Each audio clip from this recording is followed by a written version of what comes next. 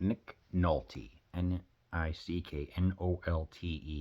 has worked with Walter Hill, the director of this movie, in 48 Hours, which was also Eddie Murphy's like first big role. But lo and behold, I'm like, I've heard that name.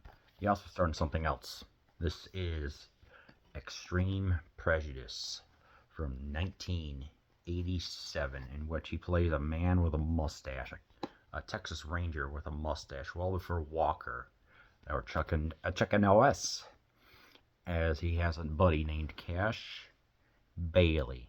They have gone their separate ways, but there's still some respect for them between each other. And there's also a lady there named Marita or something like that, and it's pretty much an intense, violent movie. So we obviously had the man with the mustache. He's a cop, and this movie is violent, but in a good way. It's the type of 1980s violence with all the firearms, with all the krillings, with everything else. So, what's happening? Well, there's a whole bunch of um, ex-military people who have been krilled in action or missing or whatever. But lo and behold, they are planning a colossal bank robbery. So they are working for this one major, and we get a who's who of exactly what's going on. We get Tiny Tim Lister. We get Mr. Krabs' voice actor Clancy Brown, and I know there's Rip Torn. So these are kind of like the ruffians, I mean, they're not exactly like the worst people, and at the same time, you can kind of tell that they're kind of like a posse, if you will. All the meanwhile, we have the ranger himself, who's dedicated to his job. He loves his wife and everything, but he is obsessed. This man is very obsessed with trying to get to his best friend and with his former lover. So we get to see him in the beginning be a hard ass, and he even looks like one, which I'm just like, yeah, he's definitely portraying a cop. That is exactly what he's doing. He starts gathering some more information about the about his friend, hiring some, I don't know, detective or city person or whatever to access information. Discovers, hey, he's hiding in Mexico or whatever. So he's almost like he's being summoned to go there, which I'm like, interesting. All the meanwhile, we get some intensive action scenes going on. What I liked about this movie is that it's a very fast-paced film. So we jump right in with, we get to see all the action people. We get to see the ranger himself being like, okay, now I'm here to make stuff happen. Hard-boiled, takes the job seriously. He's got some trouble going on, but that's irrelevant as we get right to it. So I'm like, all right, so putting all the information, first scene, and get a shootout. My personal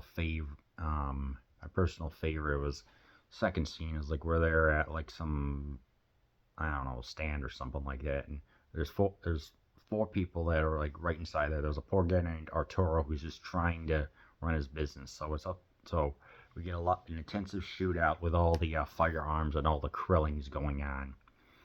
All the meanwhile are the supposed military members are planning their own heist and everything for a bank robbery. So they have like 30 minutes to try and get everything to happen. Explosions, releasing some stuff, and going around actually performing the heist. They get out. Then lo and behold, one of the other members gets their cars stuck. They get their car stuck. So they have to like get the dang thing out. And I'm like, okay, yeah, this is definitely some intense showdowns and stuff like that. And we get right to the end at the compound, drugs and everything. But then we get a duel going on between them. So I'm just like, this is all the meanwhile just so invested in this because it's just so fast. So yeah, in the end, explosions, machine guns, everything happens right at the end. Boom, an hour and 45 minutes just flies by. That's the thing I like about Walter Hill movies. It's intense. It's violent. But they're so dang enjoyable, action packed. It's just a testosterone filled guy movie. But this one has some brains about it because of the story of it. They were friends, now they're separate, and then you have the previous lover. Walter Hill Nick, made Nick Nolte watch a bunch of Gary Cooper movies, not the one that I reviewed about a year and a half ago, just to get an understanding of what it means to be a hard-boiled, straight-laced detective of getting to the point and not taking any guff. And you can read the quotes and everything right there on Wikipedia, which is pretty give you a better understanding.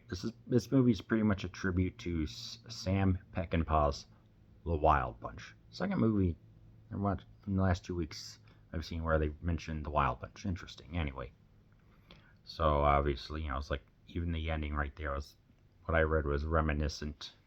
What's his name? Ry Cooper provides the soundtrack, and the soundtrack is really good.